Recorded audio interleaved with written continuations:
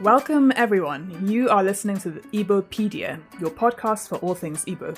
I am your host, Chisom, and my special guest today is Justin Onuekwusi. Justin is the head of retail multi-asset funds at Legal & General Investment Management. He sits within a team that is responsible for managing over £50 billion.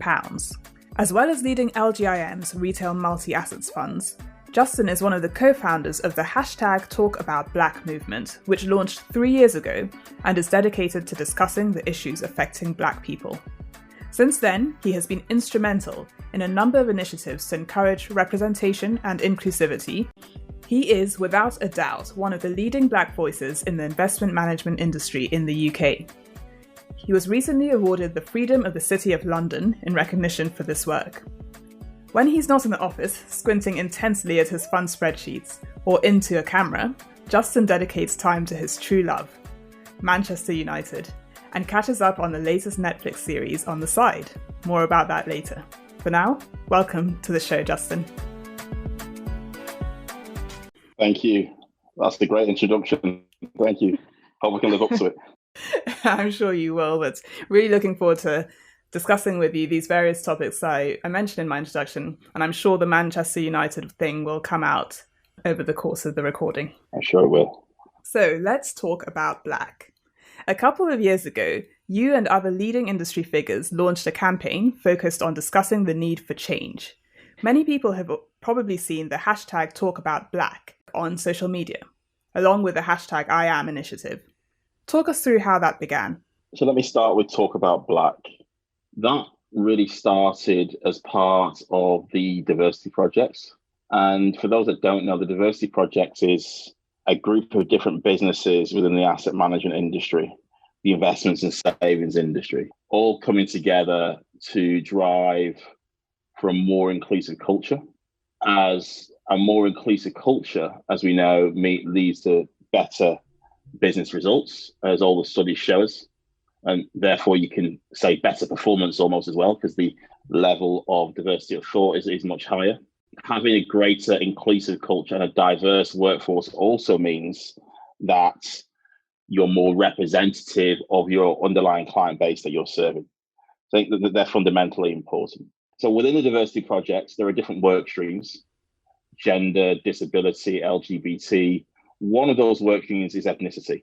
And in the very early days of that work stream, I went along really to answer a question from my CIO around why there were so few Black people on the investment floor.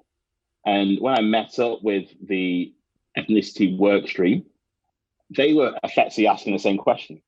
Why are there so few Black people at senior levels within the asset management industry? Why is it that Black people are the most underrepresented ethnicity, or seem to be the most underrepresented ethnicity at those senior levels? At the same time, a study came out, an article, one by New Financial and one by Financial News, both talking about the scarcity of Black fund managers in the city. So these are people who actually invest in the money, right? Mm-hmm.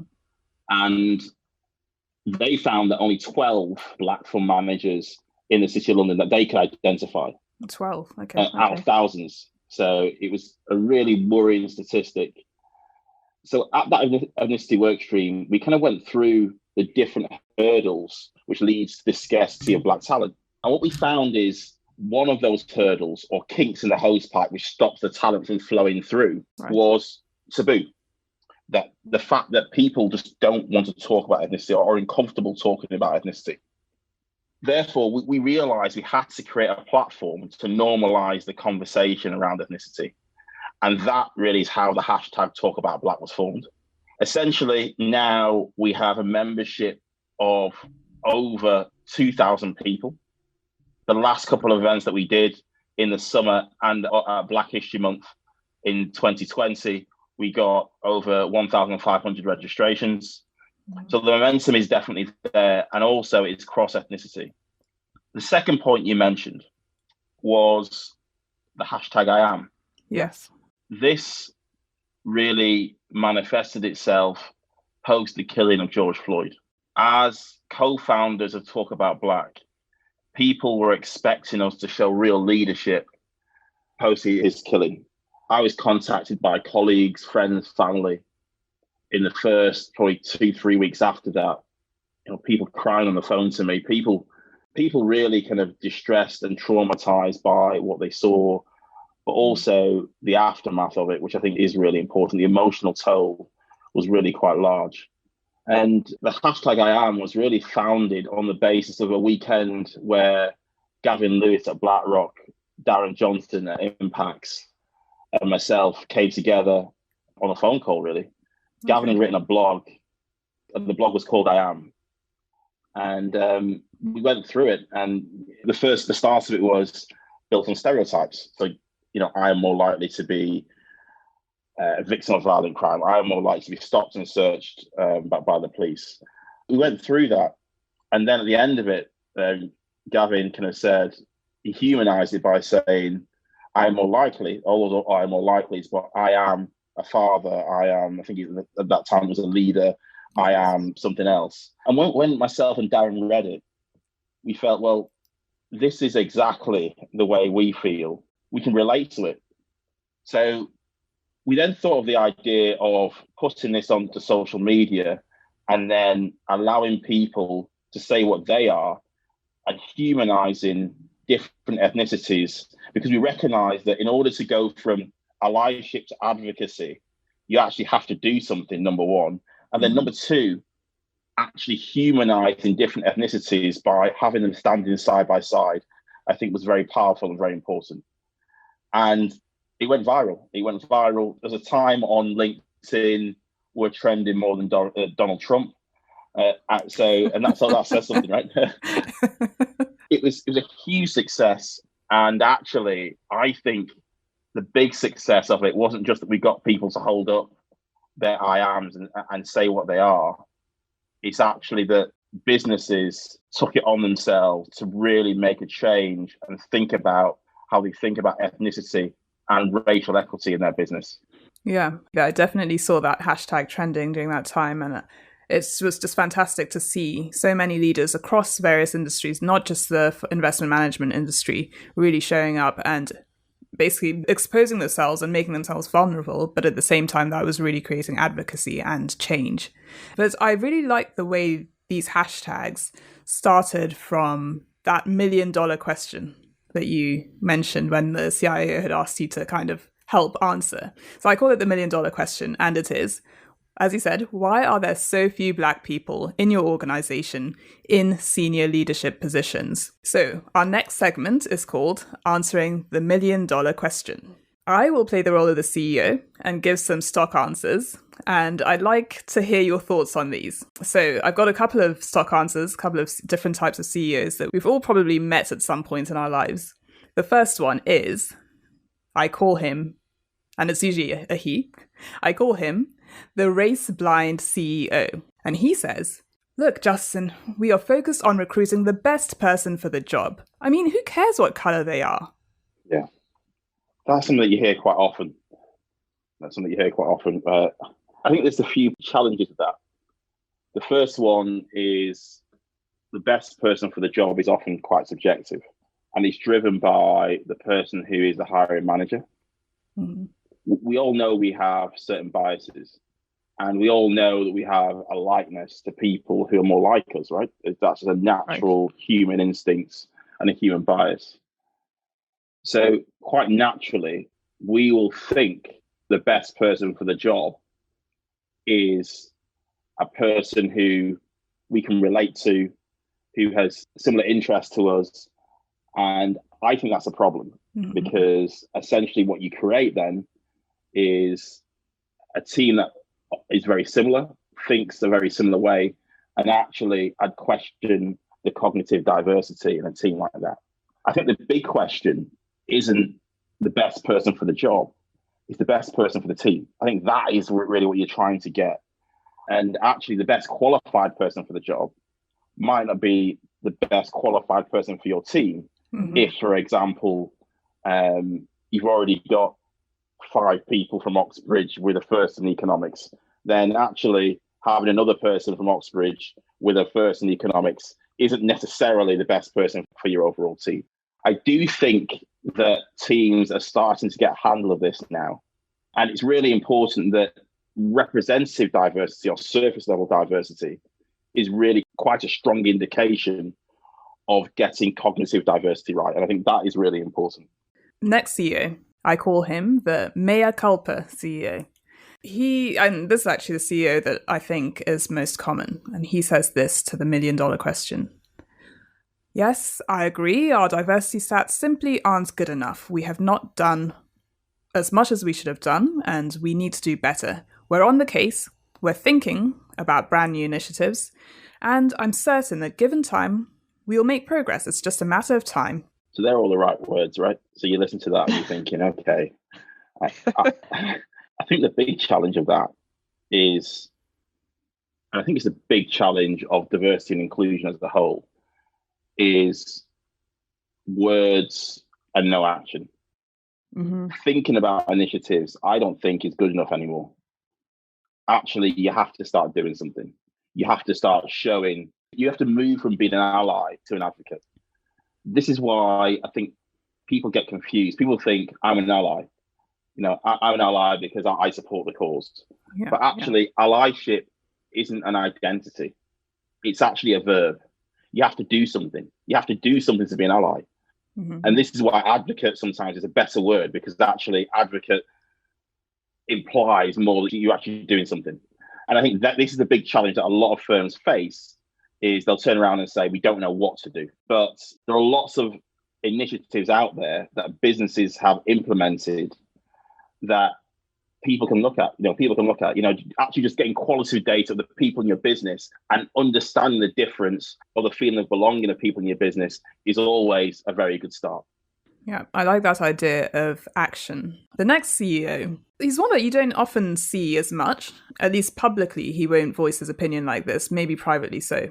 But here is his answer to the $1 million question: why are there so few Black people in senior leadership in your organization? And he says this: well, by definition, BAME, B-A-M-E, implies that these people are a minority in the UK.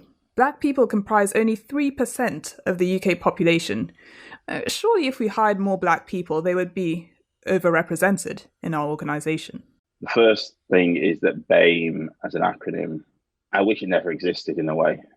We already had ethnic minority.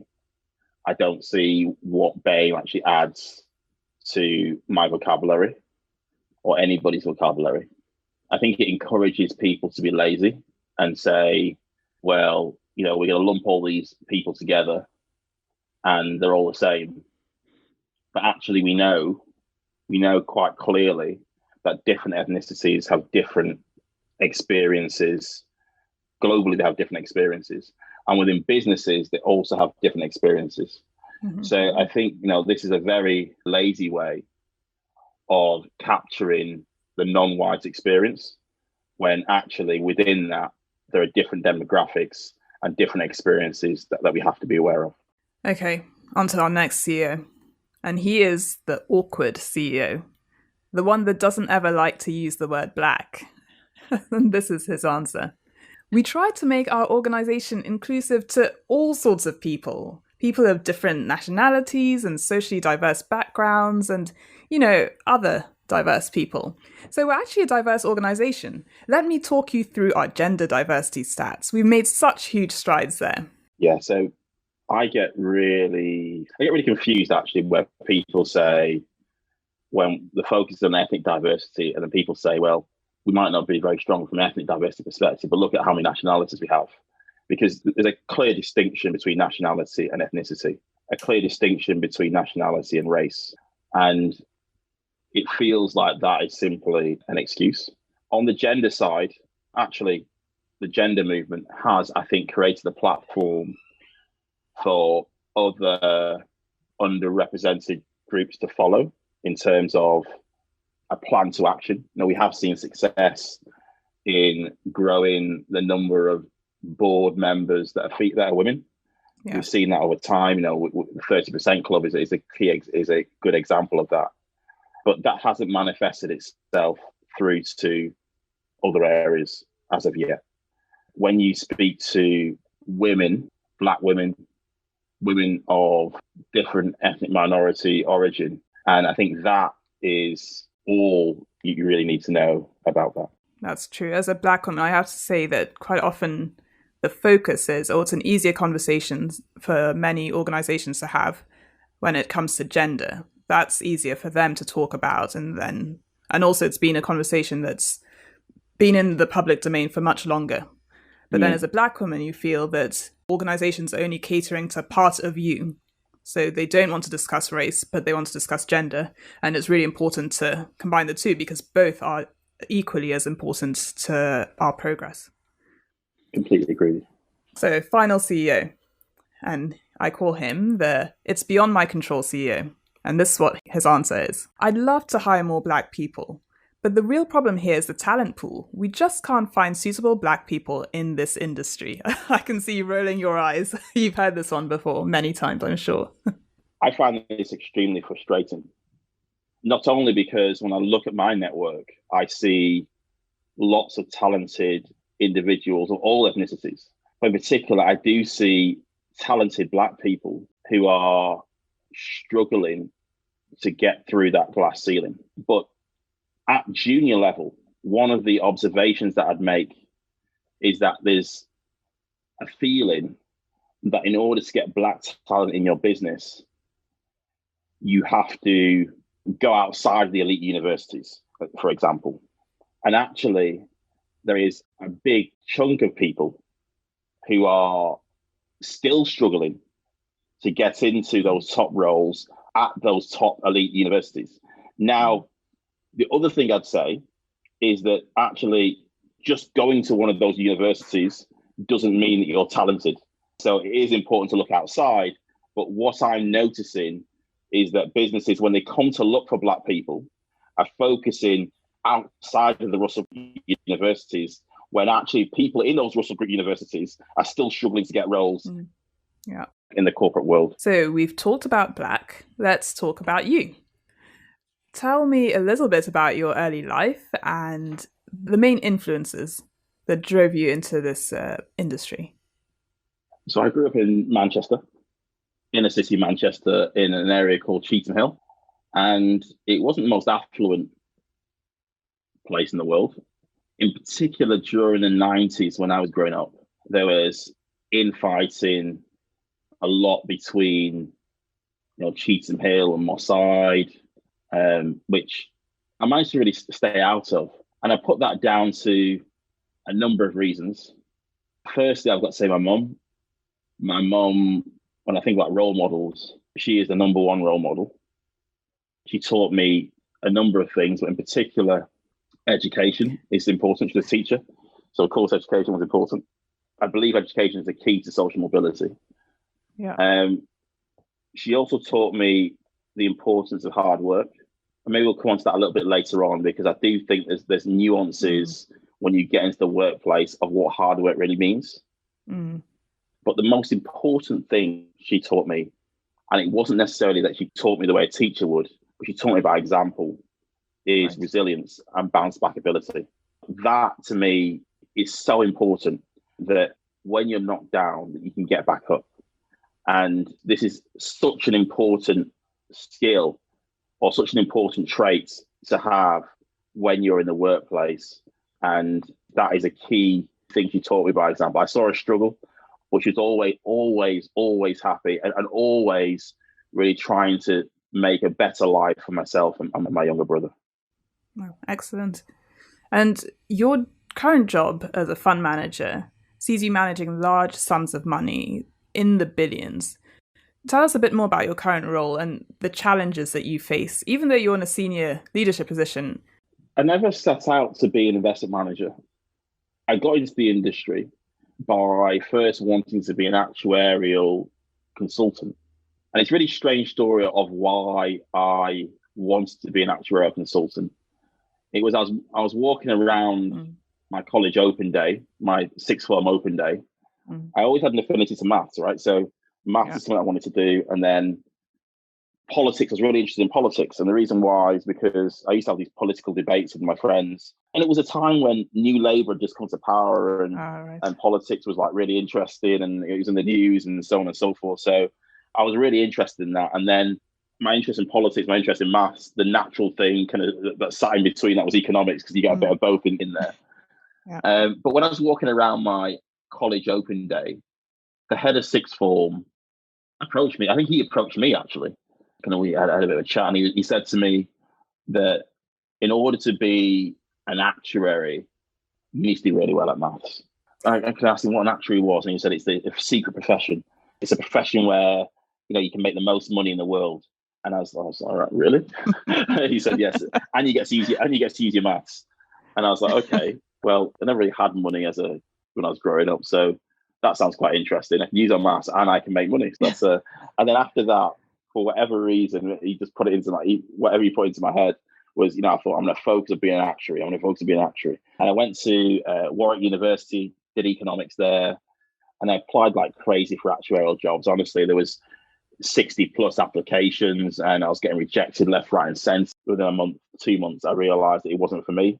And this is down in London. I was thinking of ways to get back to Manchester to exit the business. But then, very luckily, there was a training course on investment. And I went to that training course and I realized just from listening that was where my interests lie. That's where my passion was. So effectively, I just went to the head of investment consulting's office and basically just said, I want to work in investment. And that was probably about 8 months into the role. And within a month of that, I was sitting on the investment floor. Wow. And it taught me a lot about being proactive. It taught me about being brave. And it also taught me about speaking out. These are traits that maybe from that example have always stayed with me. And it's something that I've always been able to do. Once I was in the system, once I started building meaningful relationships with people, it's meant that every role I've had, relationships have been really important then in getting me into those roles. I think that's really important. That when you're in the corporate sphere, that the importance of networking is phenomenal, actually, that the opportunities that can come from networking. The last point is challenges day to day. There are still lots of challenges, right? So I sit in a team which manages around about £60 billion of institutional retail money, and my focus is on retail. And the big challenges, I think, are when you outperform, so when you're doing well, the sales team absolutely love you. They're your best friends, they're emailing you, going to get you out to meetings and so on and so forth. As soon as you have a period, and everybody will have a period of underperformance, right? Everybody. As soon as you have a period of underperformance, then the phone stops ringing, the emails stop coming in. It's a very lonely place to be. And I think this is where resilience really comes in. And it is a team, it's a team process and so on and so forth. But you can't help being self-critical when you're underperforming. So I think that's the biggest challenge is how do you bounce back from underperformance? And not only how do you kind of fight your inner demons, but also how do you communicate externally when you're underperforming? Yeah, I think that theme of resilience is clearly an important one. And just listening to your story, well, when I compare it to, I'll just give a couple of diversity stats, and I'm sure you're familiar with these. So in London, only 1% of individuals in the fund management industry identifies as Black. Mm. There are only, and you said this one before, there are only a dozen Black fund managers working in the investment industry in the UK. And 61% of leaders in asset management attended private schools, contrasting with 7% of the UK population as a whole attending private schools. Yeah. So, I mean, these figures clearly highlight how poor representation is in the sector. And we haven't even begun to talk about the stats for representation at the senior level. Mm. And so what's so striking about your story, the first question that comes to my mind is, how does a Black boy from a disadvantaged inner city area in Manchester, in a single parent household, come to be a leader in this industry? Because seemingly you have kind of gone against the odds and these supposed barriers. I mean, it's excellent. It's a great story, very inspiring, but clearly you've surmounted several challenges in getting there. Yeah, I think there's a couple of things. I think that resilience that I mentioned before is really important. And I mentioned hard work before, that skill that my mum taught me as well. I run these mentoring circles every month for people who are just starting off in the industry. Mm-hmm. And in those mentoring circles, we try and help people navigate their business. So there's usually a theme. So we've had authenticity, we've had leadership, we've had managing your personal wealth. One theme that runs through all of those mentoring circles, it's being able to navigate that corporate culture. I think there's something that's really important that we often forget. I think more and more people are starting to realize this. But when we used to talk about diversity, people used to say things like, well, let's just get the talent in and then just drop them into the business and, they'll thrive. Right. But actually, if you don't have an inclusive culture, people will have a lack of a feeling of belonging in your business. And important, the more different you are from the people who are typically setting the policies in the business, who are setting the agenda, who are setting the culture, the more different you are, typically, the greater the feeling of the lack of belonging. So I think that's really fundamental. And how does that manifest itself? It manifests itself in when people then say, I'm working hard. What are they doing? They're focusing purely on their technical skills and not on actually building meaningful relationships with people who are often very different from them. And for whatever reason, I was able to work hard on building those relationships, and I valued those relationships so much so that the managers that I've had at Aon, at Aviva, at Merrill Lynch, I still have great relationships with them today. And actually, they are my mentors. And I would say I'm their mentor now as well. So I do think that building meaningful relationships is vitally important. And the last thing, and I think it's often overlooked, and people tend to play up skill a lot. And I think skill is obviously important, and mindset and all that kind of stuff. But actually, you need a lot of luck as well. I have been very lucky, first of all, or let's even call it a privilege. But I've been very lucky to have a mum was a teacher. That as an intervention was a vital intervention. I've been very lucky to have been able to get on with all of my line managers over time. I've been very lucky to have, since I've started working. And I think all of those things, hard work, resilience, which I mentioned, and luck have all played a part. Excellent. So let's find out a bit more about you, and I'll do this by posing a hypothetical question. You are stuck on a desert island, and you're allowed to take a couple of things with you. First thing is podcasts. What would you have on your podcast playlist on this desert island? So the only podcast I would need, being a Manchester United season ticket holder, although the season ticket isn't worth very much at the moment because the stadiums are empty, would be the United podcast. I wish I could listen to this more, but it's essentially ex-players coming on, talking. It's usually about an hour and a half. So right. I can't listen to all of them because they're quite long. They usually do it once a week. Ex-players come on and just talk about their experiences of playing for Manchester United. And also, typically they're retired. So they talk about their life post-retirement. As somebody who wanted to be a good footballer, I played at a decent level, youth level. In my first, I had some really serious injuries. And what that did, it took away, and when I stopped playing, it took away a vital release that I was having on the Saturday, on the Sunday. And, I recognized just how the impact that had on my mental well-being. If you're a professional and you're doing this every day, it's part of your job, and then all of a sudden it stops, wow. The impact on those professional players, what I've learned has serious, has really been quite large. And you see some players who, it hits their mental well-being quite hard. I can imagine. And who is your favourite Manchester United player at the moment? At the moment, I don't have a favourite at the moment. I mean, people like Eric Cantona, Andy Cole, Brian Robson, Mark Hughes, Cristiano Ronaldo, who could forget that? Wayne Rooney. The list goes on. I've got a list of players who Rio Ferdinand. I'll stop there. Clearly a big fan. So on this desert island, you can also take a book with you. Well, let's say a couple of books. Which ones would you take? The book that I always reference now, and I reference it time and time again, is The 7 Habits of Highly Effective People by Stephen Covey. I do think that has helped me so much in terms of my own career, but also I've been able to use that to help others. Because one of the challenges that people face, again, when they first start off on their corporate journey or their post-educational journey, is not having a vision. And I think that ultimately means that people don't know what direction they want to go in.